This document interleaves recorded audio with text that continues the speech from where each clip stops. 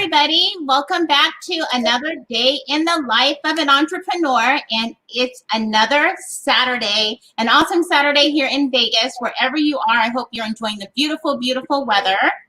I am Rose, one of your hosts of Entrepreneur Life, and I'm here with... Hi, everyone. It's Shamara with SWHR Consulting. We're so excited for another great show. We have a great guest today. Well, first, I just want to say just thank you to everybody who's been tuning in on all of our podcasts. You know, we really, really appreciate everybody who just keeps coming back. I mean, I know we must be amazing, or these guests. Yes. I don't know what it is. We're super excited and thankful for all of you guys out there that keeps coming back for more. So thank you.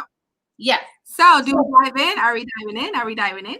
I think that you should go ahead and talk about who we have, because look, I'm ready to go because I want to get to the music part. I know she's got a lot going on, but I'm really loving the music. So I'll let you do your thing.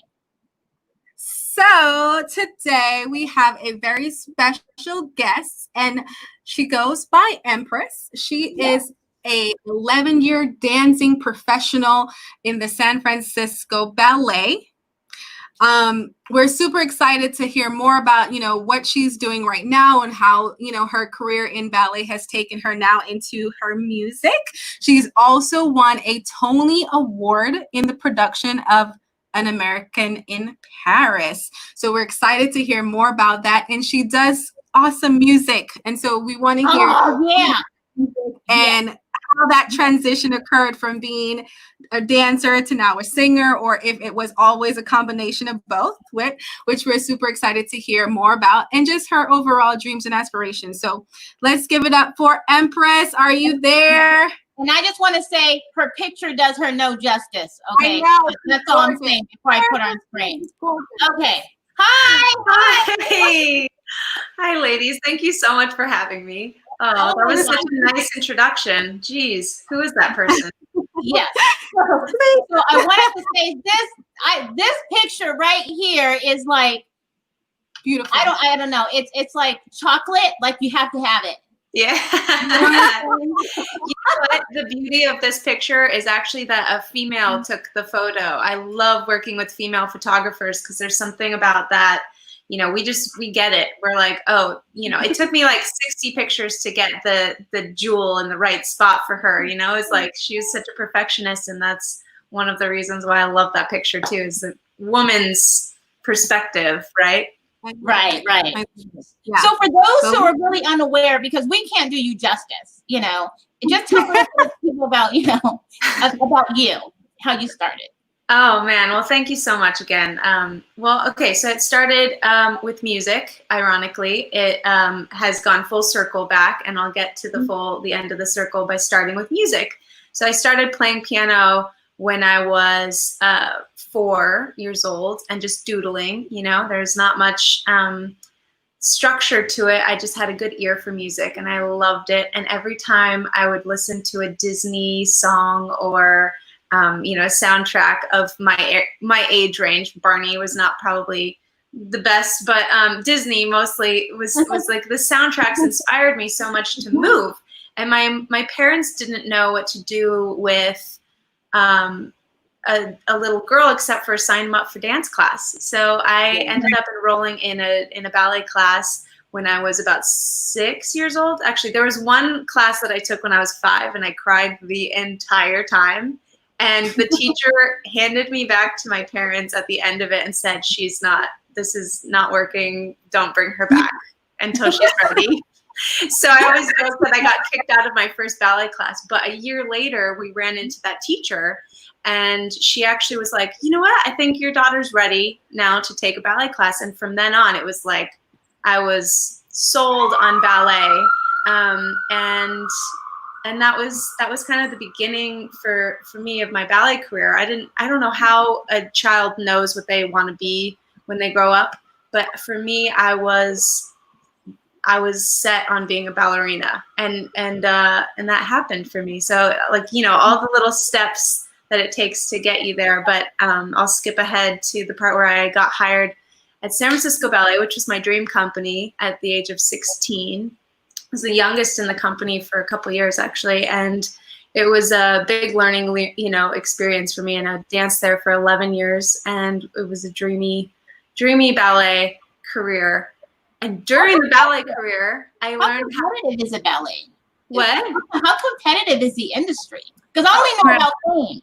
You know what I mean? It is. Let me just tell you, if I didn't start my career as a ballerina, if I did it in any other order, I don't think I could have been a ballerina. It's like, it's one of those things that once you've done it, everything's like a downhill from there.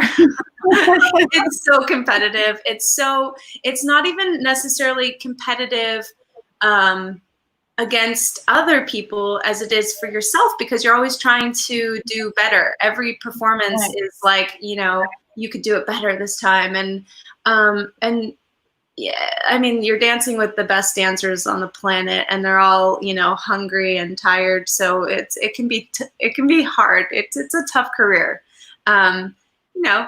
It's not like anything else that I've ever done. So like I said, I'm so glad that I did it first and I had nothing to like compare it to, because it's just so hard. It's a great career. It's a dream come true. When you get into the company, especially as an American, it's really interesting. There were a lot of international dancers, because in the ballet world, they kind of like, they choose you by body type in your, in the schools in Russia and France and Spain and China. They don't even let you learn how to dance until they like look your parents over, make sure that you've got the right body type to like learn how to dance. Whereas in America, we dance because we love it, and then we hit the jackpot if you actually have all of the things that normally, other countries who have been doing it for hundreds and thousands of years longer than you have, when you actually score and you have the right feet and you have the right turnout and you have the right body type, and you like fit the mold that is so hard to fit. So it was, for me anyway, it was like a dream come true. And I think especially being an American, being with all these international people who had been trained all over the world, it was like a huge learning lesson and experience. I was like the dry sponge that was just absorbing all the information visually, and I'd talk to people and be like, okay, how do you do that? It was a challenging career in a lot of ways, but I always like to see the glass mostly full on things. So I think, looking back, it's like I only remember the beauty and the great moments in my career. And speaking of great moments, I learned how to sing in the ballet. Who could ever say that? Ever. And I had never sung in my entire life, not even Happy Birthday to my family. And they had us audition for the singing role in a ballet. Like, go figure. It's actually the picture your post, like there's a picture in a purple. Yeah. That was in West Side Story Suite. I was 18 and I had never sung in my entire life. And they put a camera in front of us, like every dancer, privately, of course. But they took me into a room and made me sing. It was the most horrifying experience ever, because we are a visual art form. We are never heard. We're seen, we're not heard. We dance to music that you can hear, but it's not, we don't make noise. And I was always a loud ballerina, go figure. So I was always told to shut up. So this is like the first time someone was like, sing. So, that was quite the experience, and it went over really well. I got like the standing ovation and stuff. It was really cool. It was on the front page of the San Francisco Chronicle, and it totally like opened up this door 8 years later. So the San Francisco Ballet did that performance, and that night there was a choreographer named Christopher Wheeldon in the audience who heard me sing for the first time and was like, whoa, there's a ballerina who can sing, go figure. And that's random. But when he was casting his show as in American in Paris on Broadway, he thought of me because there were very few ballerinas who could sing, and that was part of the criteria. So I ended up getting a role in American in Paris, and that's how I transitioned onto the Broadway stage, which was amazing. How did you know you were ready for You're never ready. I mean, let's be real. I think I was ready to transition, but I didn't know that that was going to be my transition. And go figure, I go from the silent world of ballet to probably the noisiest city, people, everything, you know, like it was such an amazing thing. But, you know, it was really cool. I told my husband this the day we started rehearsals. It's like, okay, I feel like I've been a green alien my entire life around like these beautiful ballerinas. And then I went to Broadway and everyone was a green alien. So I was like, I met my people, you know, it was like, this is so amazing. There was like more people like me. So it opened this door. And I always say like, you know, I was silent for so long. And then I was like given this opportunity to be kind of noisy and loud and like, you know, unleash that side of me. And now I can't shut up. So that led me, you know, straight into the music world. And yeah, like I said, now I can't shut up. So here I am as Empress. And it was all because of the small incremental steps throughout my career that got me here. And it feels like it's full circle back to music, which is why I started all of this in the first place. So that was a long version of who I am. Sorry.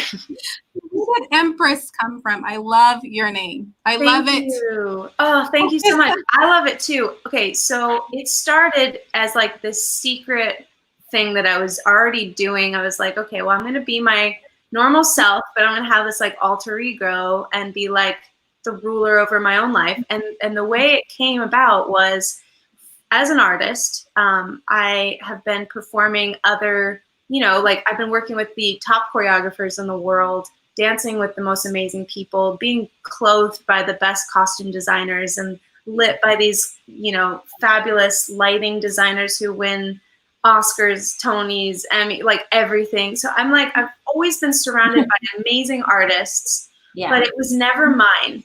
And I always felt like I was the canvas and you know, and I loved being the canvas because you can kind of be so many things and it makes you grow as an artist and then pushes you. So with all of that knowledge, and I've worked with so many amazing people and I told you I was a dry sponge, so I was just absorbing as much as I can from everybody. One day I was sitting at the piano and I was singing my own song that I wrote the lyrics and I was playing the piano and I was imagining myself dancing and I was in my tutu, by the way, because I used to do this thing with my free time in between performances. You know, the shows sometimes are really long and you have like a little break here and there, 15-minute break. I would go down into the basement where the orchestra hangs out and I would sneak into a rehearsal room and there are pianos in all the rehearsal rooms. So here I am in my tutu and my point shoes and I'm playing this song because I just felt like I needed to vent. And that was for me, music was a lot of venting at the time.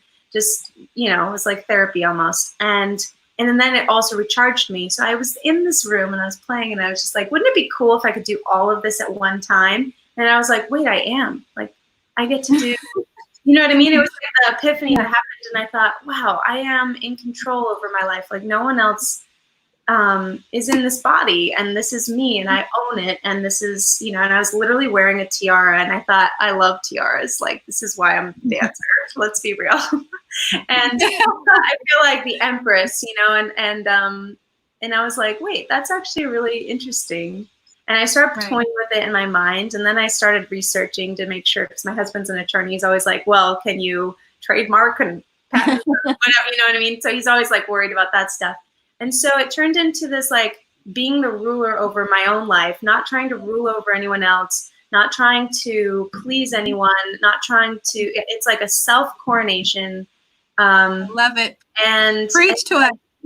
Yes, right. I mean, but then I thought, what if I could give that to other people, especially women?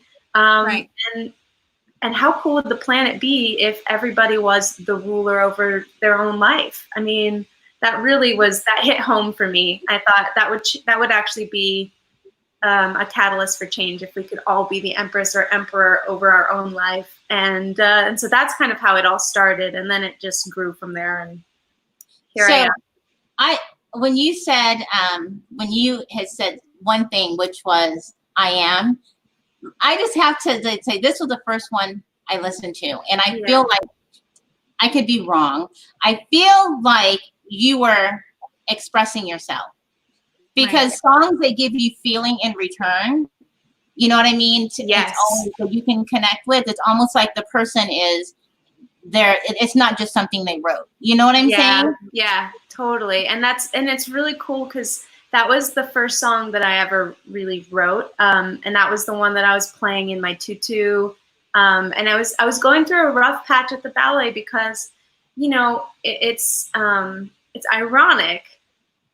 You know, it's very similar. The ballet world is very similar to social media and how it is today, in the sense that it's all it's external beauty. It's all very outward facing, you know, stuff. But I was like going through. I was the change, the womanhood change, right? I was hired so young, at 16. I was still a girl, and then I turned into a woman in a ballet company. I mean, like, there is no more challenging experience as a woman to change, but then to do it in a ballet company where everything is based on how you look. So my body was changing, and I felt like it was just really hard for me because I felt like I was so in love with ballet, and I thought that they could see that, but all they were seeing was the external side. So I started crawling back into the inside deep, you know, caves of your soul, and started feeling like I'm lovely. I am a good person, even though I don't seem warm and fuzzy on the outside. Inside, I am. You know, it's like this inner yearning for people to see how I feel in a way, and that was hard in the ballet. It was very difficult to find the balance. And you know what ended up happening was when I started thinking, instead of like looking, I almost like blur my vision and not see myself or the reflection in the mirror. When I was on stage, there was no mirror. And so I just felt like if I just shine my light, people will see that over what they're seeing on, you know, like my boobs are growing and I'm like changing and you know, turning into a woman. I was like, maybe they'll see the bright light inside of me. And I ended up finding that taking care of my inner self actually helped people's like the way that they saw me. It changed. It was almost like an augmented reality filter. It was like, now I look prettier just because I felt prettier on the inside. Right. So finding that was like so powerful and really that was it for me. And also I didn't share that song with anybody for a very long time because I thought no one else in the whole world would ever understand what I'm trying to say. And when I played it for a few friends, isn't that beautiful? Classic? Thank you. And honestly, it was like, you know, you're just naked when you're putting out music. It was just like, this is you. This is, there's no hiding anymore behind someone else or doing anything. So like when you're singing your own lyrics, people are like, wow, I feel like I know you now. So I felt like no one would understand my situation or my point of view or anything until I played it at a cast party in American in Paris, and it was all these Broadway stars. I was like, I'm not singing in front of people who sing for a living, like for, you know, their whole life. And it was actually an interesting circumstance because I always had a piano in a private room. So I'd always sneak my little tutu self, you know, and my point shoes. I'd sneak into a studio. I'd be by myself, private, and there was no performance aspect of it, but I was a performer. So it was interesting that I always shut that part of me off. Like I didn't want to perform my music because I am a performer and this is mine, you know? And I didn't have a piano for 3 months. We were opening American in Paris, and I didn't have a piano, and there was no empty studio space ever because it was in a beautiful theater, but small. So I never had time to play the piano by myself. And I saw this piano at this party, and I was like, okay, it's on. Like, I see you. Like, we're doing this. And I told I asked the host if I could play it first, and he goes, oh, sure. And I said, just don't tell anybody. I'm just going to go do it. And ding, ding, ding. You know, everybody, there's a concert happening in the living room. I was like, no. Oh. But then I closed my eyes, of course. Like, I'm like, great. That was not what I wanted at all. But I really wanted to play the piano more than I didn't want to sing in front of my colleagues. So I closed my eyes, sang the song. When I opened my eyes, there were all different like faces, of course. There were some that were just like, wait, you play the piano? Like, you know, and then there was like, wait, who wrote the song? But there were a few girls there who had been in the ballet who just started, they were crying, like just flat out bawling their face off. And I actually, it was the first time that it hit me like, wait, people understand what I'm saying. Like, you understand? I mean, it was this connection thing that I didn't realize that I could have as an artist. Do you like to play it a little bit? What? Yeah, please go ahead. Yeah, because I wrote. So, okay, so for those who are listening and maybe not watching live, and so this says The Empress Was Lovely I Am. And if you really have to go to YouTube or just go visit our page, you'll go right to it, entrepreneurlife.show, and it'll take you there to see the actual video. It's just lovely.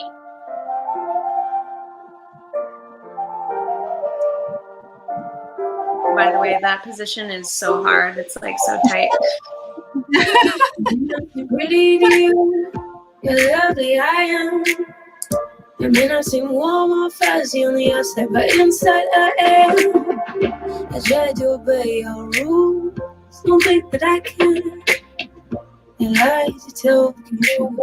You created the monster I, don't you see? You can't defeat me. Yet we keep playing a game where I still have to lose and you still have to win. So I'm smiling, I dance to the music. I can dance all over it. To the stage of my presence, stay within my essence. And when you're smiling, I dance to the music. You can dance all over it. I like the music, but the words are very emotional. Yeah. Very emotional. It's lovely I am. I am when I dance. I wasted away to the bone. I did it for you. These misses are wild. So I do want to get to a few of your other songs, but this is my favorite. I think maybe because I connect with it the most. Yeah. I mean, and of course there's a few things I think, and the other one I'll show you, but I felt like it was like I said, you were telling a story, which you basically were. Yeah. That was a year in the life of being a ballerina. These blisters, you know, it's like when you and I was do going to ask you things. about that. Like, Yeah. just your feet and just the pain and just everything, I think, was just expressed in the music because of so much that you have to go through, and just having the fact that they only see the outer you and just have to put on that show. It was just, I love that. I love the music. What does good feet mean? I'm sorry if that's a dumb question. What does it mean by, like, when you have to have good feet? Because I've heard that before. Yeah. Okay. So actually, I'm going to show you my foot because it's the only way I can show you. I'm a visual learner, and I'm sure other people are. And I'm so sorry, but that's my foot. So see, there's like an arch here, and it's like I've got like a long, you know, like, and then it's more like an L or something, I guess. That is like, you know, you want your foot to be as flexible as possible, and I had really flexible feet, but they were super strong too, because like, you know, if you're too flexible and you know, you're like falling over your own feet, that's not good either. But I had really strong feet, and they were really archy, I guess. If they're more like flat-footed, it's just, you know, not ideal, I guess. Yeah, I tried ballet, couldn't do it. I had flat feet. Do you have flat feet? Damn. Yeah, I was like, and I love ballet. Couldn't do it. Honestly, I didn't even know I had good feet until I got into the company, and I was like, oh, like not everybody has flexible feet. And there's tricks, by the way, honey. There's like people put like, they call them farches in their shoes, and they like make it look like they've got a bigger arch. I mean, it's kind of funny, but you know, I actually got more flexible throughout my career because I tore like pretty much every ligament throughout the 11 years. Wow. So I've torn everything in my ankles. So now they're even more loosey-goosey. And Yeah, so that's good a feet. little bit of an art from wearing heels. Does that? Yes, exactly. And actually, the more you stretch those things out, there's something to that. The ligaments, they start stretching. I mean, it's like anything. If you stretch, you get more flexible. So if you keep pushing it, you can get it. But like, isn't that kind of a messed up thing to say? Even if you could just keep pushing it, it's like, oh man, it's not natural at all. Because I know ballet shoes aren't very comfortable. They are not at all. Yeah, they're just, it's unbelievable. And like we used to joke, like definitely like men created high heels and point shoes to like punish women for being prettier or something, like they are so horrible. And the funny part is like, well, a lot of dancers will beg to differ, but they just have really high pain tolerances, and I'm always impressed with them. But the oh man, I just lost my train of thought, and that was probably good. It was probably good that I lost my train of thought, because I was going to go into the nitty gritty, and I'm like, it's okay. I got blisters throughout my career, and it was, I don't know, a lot of false promises from my teachers that were like, oh no, you'll callus someday, and they never calloused, and so I had bloody toes a lot in my career, and it's Wow. just crazy. I even look back, I'm like, how did I do that? Make that torture. Yeah, but it kind of what happened. It created great music. Yeah, I mean, everything happens in life, and if you look at it with the glass mostly full, then it's going to benefit you in some way, no matter how negative or positive it is on the spectrum. If you kind of like don't get stuck there and you keep moving forward through it, then it becomes a valuable lesson that you never want to have to learn something twice. Let's just put it that way. I never had the same injury twice.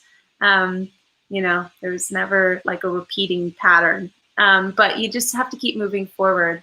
And with the video, like just watching it, it reminds me of how hard I was trying to please everyone else outwardly. It's like something that I think we all struggle with. I mean, it's something that I'm not like a pro in this at all, but I think finding the place where it actually matters to take care of yourself more than others, because you're actually taking care of others by taking care of yourself. When I realized that by really taking care of my body, resting properly, eating properly, to really be healthy on the inside, I was actually a better employee to the San Francisco Ballet or on Broadway, doing 8 shows a week. It's no joke. You have to really take care of yourself. And if you don't take care of yourself because you're pushing yourself for someone else and you get injured, it's your problem, and they're actually angry at you. So it's like, like they have to recast and they have to do this whole thing, and it makes everyone's job harder if you didn't take care of yourself. But the irony is you're usually trying to please someone else, when you're not taking care of yourself. And so finding that balance. It's so crazy that you say that, because we talk about this all the time. In terms of just self-discovery and really starting to love yourself again, because I think we live in the world of, like you said, always trying to please other people, but at the end of the day, you're never going to please anyone. And if you stop loving yourself, it just makes it a challenge for you to like move forward. So we always talk about that, in terms of our journeys in regards to that. I think I'm still learning that lesson as well, in terms of, yeah. It's about me. It's about me. Yes. And then that returns back to how I chose Empress. It was like, wow, if there's so much, especially being in the ballet world where we actually, I've played a queen and Empress. I've played like all these roles before. And there's definitely like, I've also played the peasant and the princess and the littler, like the different roles. And there's some things like that I learned, because it's always keeping history and like learning about this crown, this like idea of an actual symbol thing, that people put on their heads. There was so much insecurity to me anyways, just looking at wearing a crown, because it's never theirs. I mean, there's something symbolic about the fact that the crown gets passed on, right? So it's never owned by them. And then if you look into history, it's like people, killed for this crown, and then it ultimately ate them alive and spat them out on the other side, and it was given to the next one. So how cool would it be, the concept of everybody owning their own crown, and they didn't need someone else to crown them, that it was a self-coronation. Right. And how would that change the dynamics within, like, you know, let's talk about like an empire or a palace or something. You know, there's always so many dynamics because people need something from someone else. Well, if they don't need something from someone else, how does that change how we live life? You know, if we're not trying to backstab someone to get someone else and all this stuff, if you're just like okay with yourself and you own your own crown and you don't need anything from anyone else, you're easier, you know, it's freer.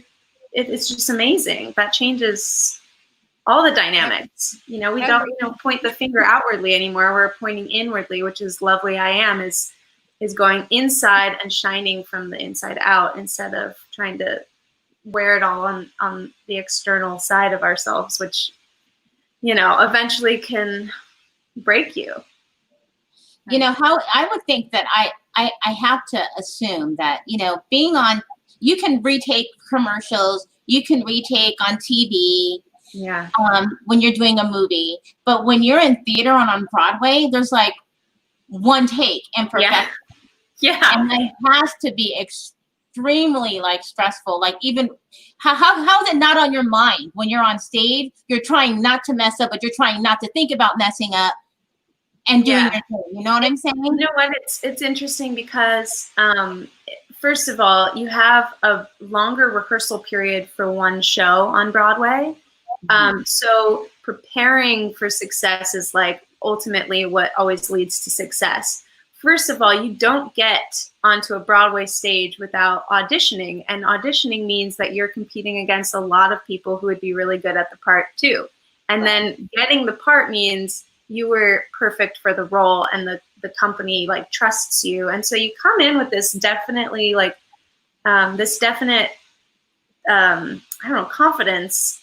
Whereas in the ballet, you know, you're always competing, and it's a smaller pool of people, so it can become very catty and whatever. It's harder to be a supportive woman in that kind of environment because you're being put up against 30 other girls that are all your friends for one part, and then that one person's going to get it, but if they have a bad show, then they're taken out, and it's like it can be very dramatic, you know, melodramatic. But on Broadway, there's one person, and that's you, and so it gives you this confidence, and you have a long rehearsal process to get ready. There's lots of changes that happen, and they're small until opening night, and then opening night happens, and you've got this in the bag. I mean, you've been cast, you're perfect for this part.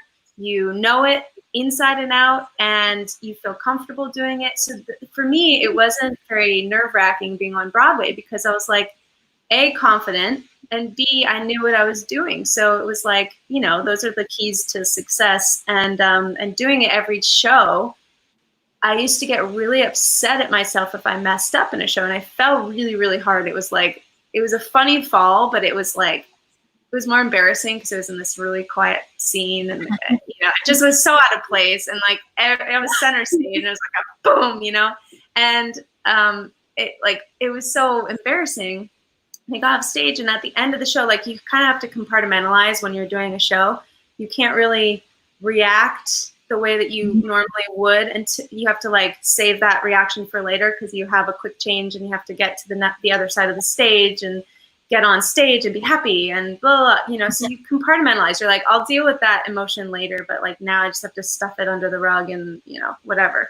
So after the show, I was really upset. And I remember one of the girls came over to me and I was crying, and I was just like, oh, I just, you know, I want to just be perfect all the time. She goes, oh, honey, we have 8 shows a week indefinitely. She goes, just kind of like think of an average, like a batting average. And she started explaining these shows to me as if, you know, you have to like look at, instead of looking at the micro chips, you have to look at the whole picture, right? It's like, you know, your batting average. What is your batting average? If you have one bad show in the week, but you did 7 really good shows, then you did 7 really good shows and focus on that more. And that actually helped me with the Broadway life, because 8 shows a week, you know, I did 100 shows straight without like stopping once. And then, you know, I took a day off, I think, you know, because I just needed it, but, and your body needs it. But we did like over 1,000 shows or something crazy like that on Broadway. And so, you know, one bad show here and there, if you get upset about that, then that's going to weigh you down and just, you know, make you miserable. So you kind of have to just drop it, honestly. It really has to then affect like your family life and friends, like wanting to have family and relationship because it's so intense, the amount of work and rehearsal. Yeah, I guess I didn't see that. I mean, I was so young when I joined San Francisco Ballet that I didn't really see it that way at the time. And then because I just kept doing it and I had the, like, you know, the blinders on, I didn't really realize how exhausted I was. The past couple years, I feel like I've slept more than I have ever slept in my entire life because I haven't been performing and getting ready for something. And it requires so much discipline that you don't even realize you're doing it when you're in it.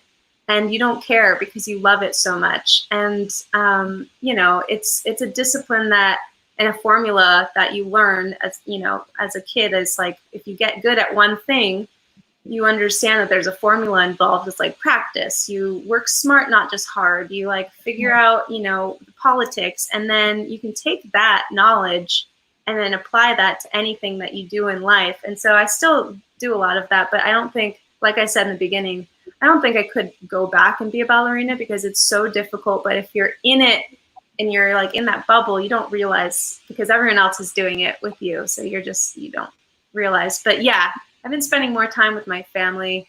My husband is like the most supportive man on the planet. And he was amazing because he was flying back and forth from San Francisco to New York because I was in New York full time. And it was harder than I think. Like now being with him 24/7, especially with this global pandemic, I'm like, oh, I'm obsessed with being with you all the time. This is the best. And, you know, I'm like, oh, how much time did we not have? You know, like when I was in New York all the time, it was just, you know, you look back and you're like, oh, well, that could have been so much more fun if you were there all the time, you know, but, and I had energy, but I was tired and I didn't realize it until I stopped. Yeah. So I was hoping we could I wanted to talk about, because I listened to this one too, all in my head. Oh yes. And I think I told you I'm an Evanescence fan. Yes. And for people who don't know, you know, she's lovely. And so I just automatically, I just engaged to it. So if you don't mind, if we can play that. Oh, please. I love the song. I love the whole cover. Yes. Isn't that cool? Inner beauty, people. I like the, I don't know, the sultriness. Yeah. In your voice. Thank you. You know, it's like, it's very melodic. Mm-hmm. But like super laid back. It's not like in your face. Yeah. I just love this song. I remember when I was listening, I told Tamara, I was like, have you heard her music though? And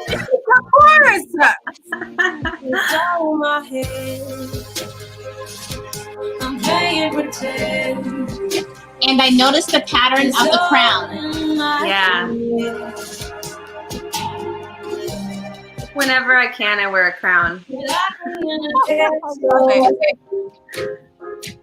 I'm safe but lonely. Don't treat me like a damsel. I'm not distressed, just obsessed. And I miss your body. And time goes by so slowly. 'Cause all I wanna do is touch your body, feel your skin. I just love it. You know you like it. Let's get like it. It goes again.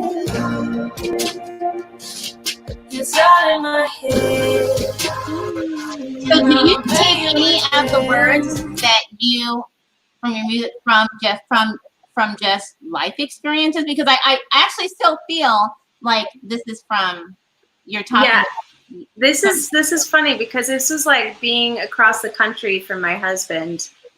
it was like I would have all of these like memories and things that I would just like, I would think about him, and then I'd be like, but it's all in my head. It's like the relationship went from being physical to he's across the country, and this was my decision to be across the country, and it was a dream come true to be on Broadway. And he was so supportive, and I'm so grateful for that. But I really missed him. So this drew from, just being across the country and having a relationship that turned into like, again, it goes inside, but that was like, I just missed him physically, emotionally, just like being next to him is he's my Prince Charming. So, or my emperor, I guess I could say now, but, but yeah, this was the first song. So I met this girl in New York who's amazing, and she actually introduced me to, and this is, by the way, this is how everything works. It's all in who you know, right? Right. So this girl that I met through our mutual friend, Rob and I's good friend, she heard my music. We were at a lunch a couple years ago, and Rob, my husband, is like so sweet. He was just really proud husband. He's like, Shannon just recorded a couple songs. You want to hear? And so she listened to the songs, and she goes, okay, you need to stop everything you're doing and go meet this guy in LA.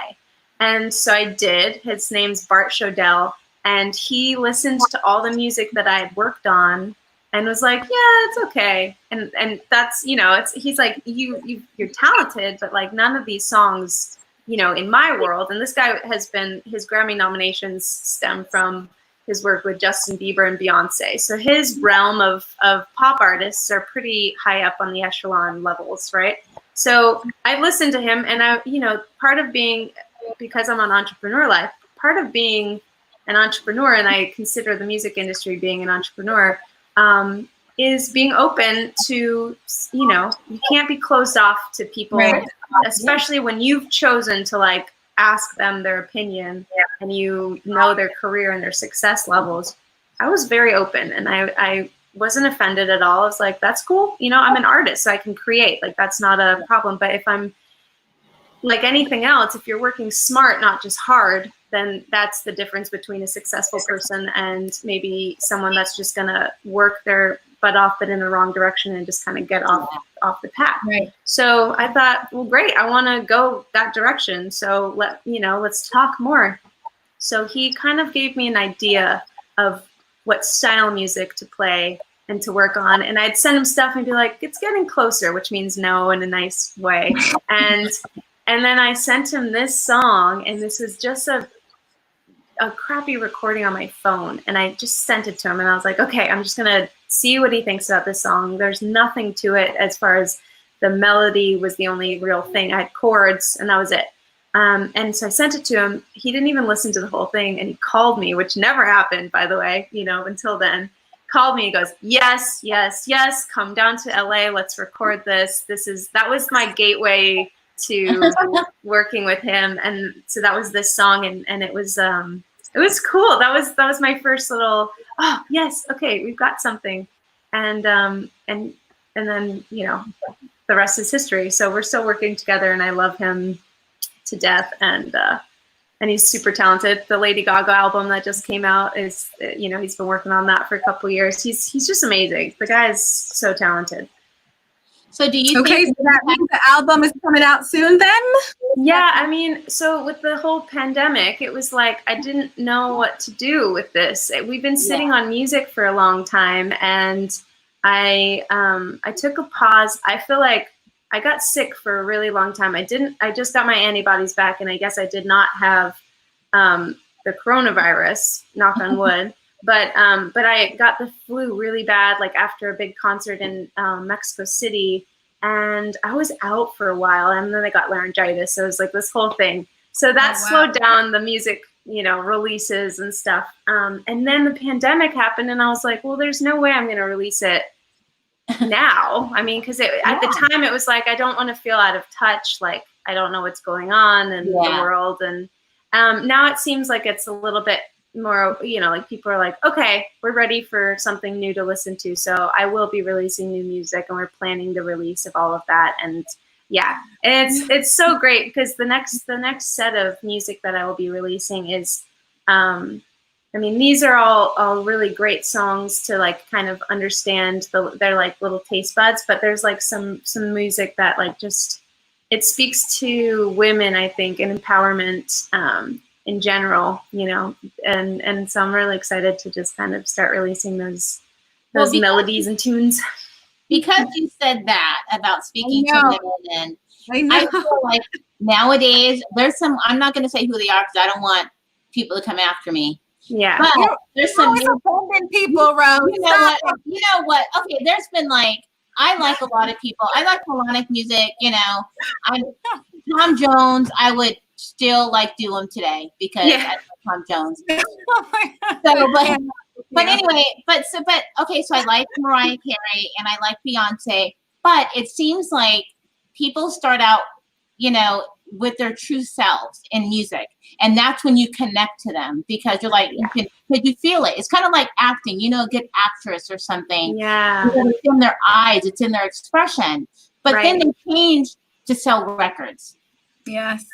Yeah. And so people would rather go to sell records and be true to themselves in the music that really connects you to the artist. You know what I'm saying? Yeah. Oh, I totally do. And it's interesting because, you know, that's the big dilemma of I mean, we talked about this the other day. I had a group of friends and we jammed out to the new Lady Gaga album and we're like, she's back. Like this album was it was so like why we all fell in love with Lady Gaga in the first place. It was like, yay, she's back, you know? And we were talking about just how artists kind of, you know, they have to play the game at some point, but when do you start playing the game for yourself again? So you start playing, you never start as an artist to be famous and to be rich. You start because you love it. And that is, if you start for any other reason than that, then you are in the wrong industry because it's way too hard to do unless you absolutely love it to the core.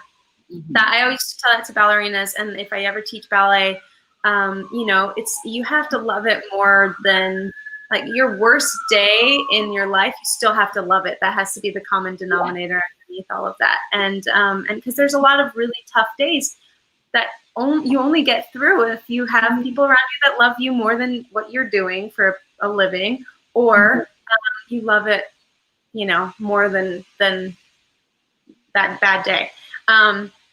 But so you don't start because you want to make money and do this stuff, but then you start and you realize that you can't do these things unless you make money. So then there's this part where you actually have to be kind of, you know, that we're on entrepreneur life. You have to actually make money. You have to learn how to be self-sustainable and get to a place where people are actually hearing your music the way that you want to, because no artist really wants to just put it out there and just, I mean, if you put your heart and soul into something and you believe that you're good enough to achieve greatness, you don't want to just put stuff out that nobody's listening to and nobody's affected by. But then, you know, there's all these formulas now with pop music where you can actually, you know, get people to like the song quicker because you use words that are popular and you have a second intro, and there's formulas.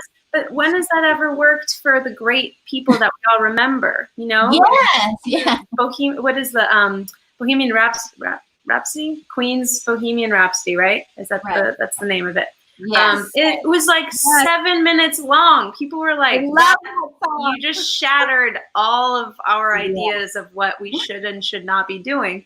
Beatles did the same thing. They're like, you know, we're going to go raunchy. I want to hold your hand. And everyone was like, oh, you know, it's too much.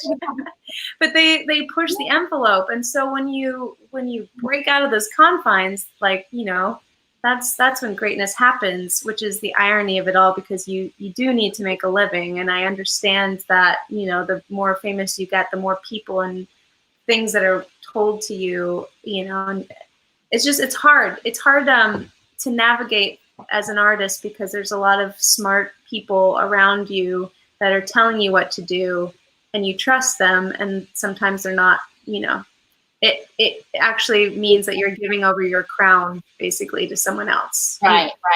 You're not listening. And I can see why entertainers have breakdowns and things, because it's like now they don't know who they are or what they're doing anymore. Yeah, it can be very confusing. Yeah, totally. It's important to me to not only be the ruler over my own life, but my career as well. And it's difficult though, because a lot of people have their opinions that you listen to, and then you have to decipher what is important to listen to and what isn't. And you're the CEO over your own life, so you have to make those tough decisions sometimes, and things change. So you also have to be very agile, because, for instance, this pandemic, there were a lot of industries in the performing arts specifically that had no incentive of changing ever. And then all of a sudden, bam, it changed, and nobody's taking the blame and nobody gets to take the credit. It just changed, and it can be a good thing.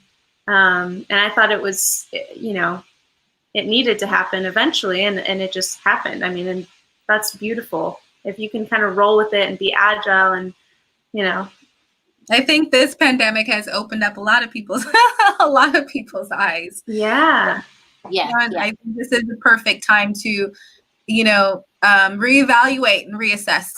Yes, it totally is. And it's great for creatives, because this is the time that we never had to work on something that was very time consuming. I mean, it's time consuming writing music. People don't think about, when you're writing, you write a bunch of songs and then only a few of them make it onto the actual album.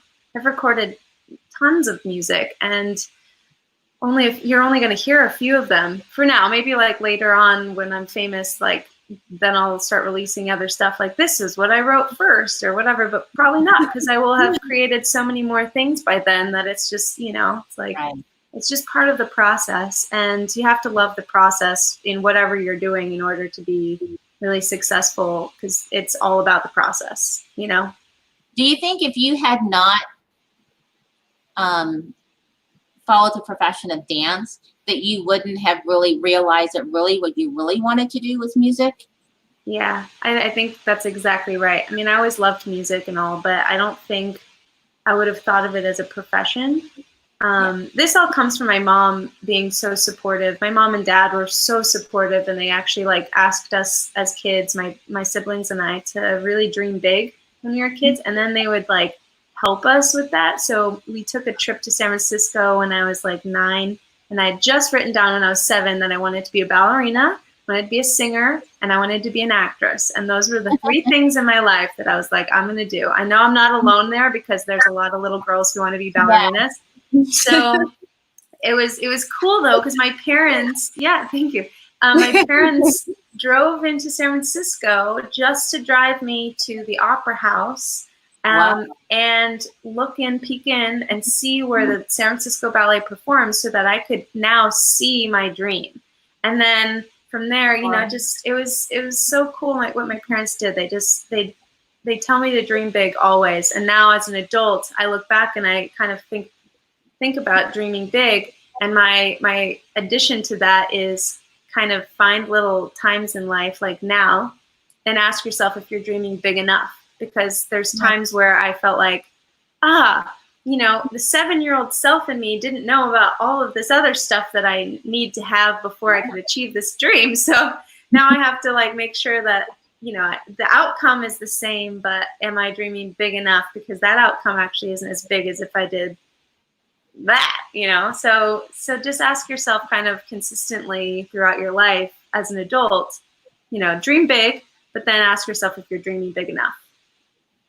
Just love how empowered you are. I just love, you know, just your words and the language, you know, it's so motivating to hear, you know, someone like yourself, because that's, you know, that's what this show is all about, is about entrepreneurship, is about inspiring, is about telling people stories, right? And empowering others to like never give up on your dream. Just keep going. So, yeah.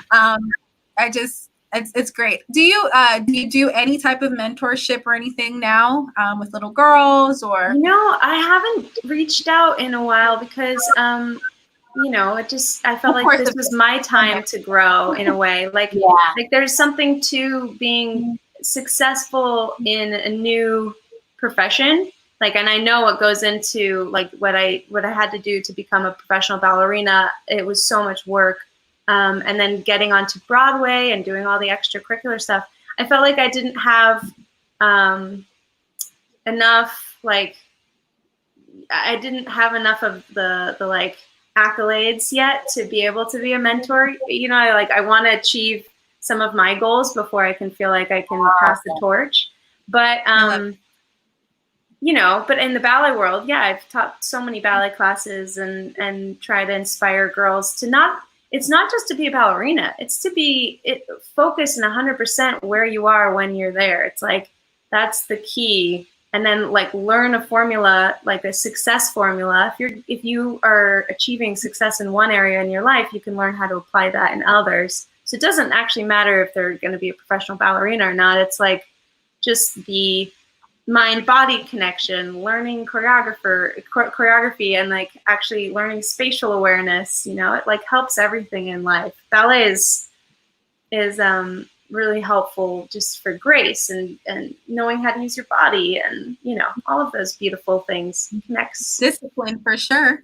Oh, girl, Do you totally. feel the pressure coming from parents or especially mothers, you know, their daughters in the industry? You know, I would think so, because I've only seen like, you know, dance movies and things, but it seems like that, you know, what you can't eat, what you have to look like. My mom never knew. It was so great.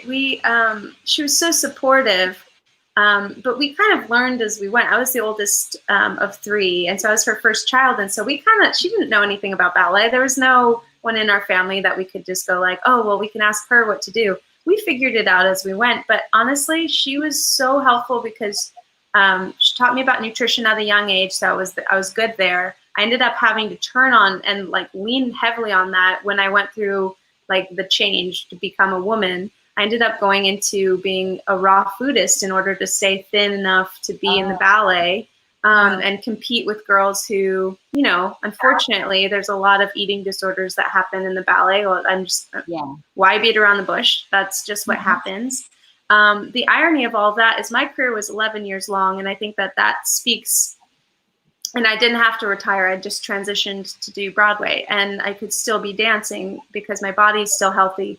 But I think the key there is that 11 years, there were a lot of girls who did not take care of their bodies, and their careers were much shorter, you know, 2-3 years sometimes. They get injured and they don't recover because their body has no nutrition to recover, or they have big problems later on in their life, and a lot of them die of like cancers and, you know, horrible things because their bodies were just malnourished.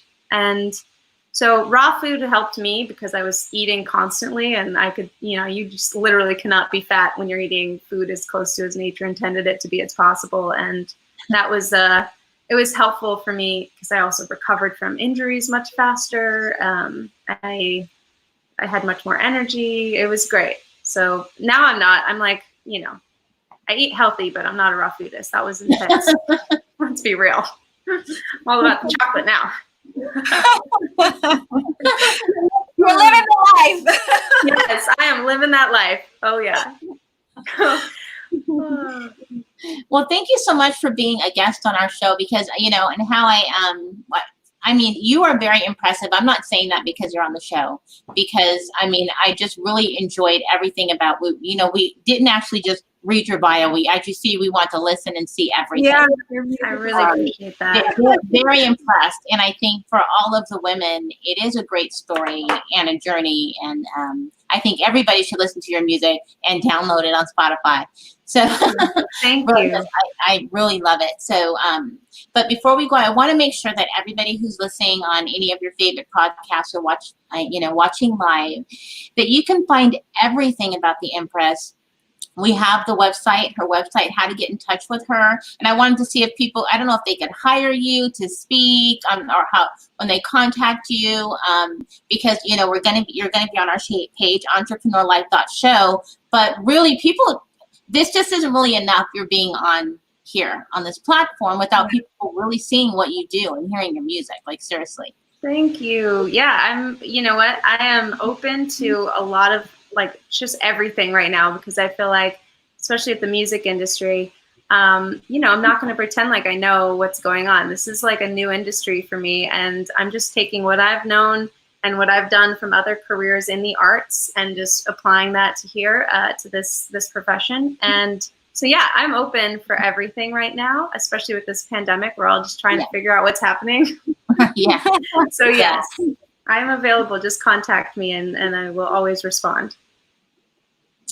Okay, so thanks everybody. Thanks for listening and watching. And of course, you can go to entrepreneurlife.show. You'll be able to see the whole live video. And if you are listening, you can still go to entrepreneurlife.show. And then if we can have the Empress, Shannon, just give you her website. And even though you can see it on the screen, just for you guys who are listening who may not want to go and look at the live. Yeah, there's my website for Empress is www.empress-music.com, and you can find everything you need to know about me there. It's all in one place. Perfect. Thanks so much. Thank you for having me. And I so like wonderful. the fact that you wore the emerald. It matched your crown. So yeah, I was. Thank you. Thanks for noticing. See, girls know these details. Ladies, it was so empowering to talk to really strong women like you too. So thank you for doing what you're doing, and keep going. Yes, you are Empresses. Rose, woohoo! Happy Saturday, everybody. Bye. Until next Saturday.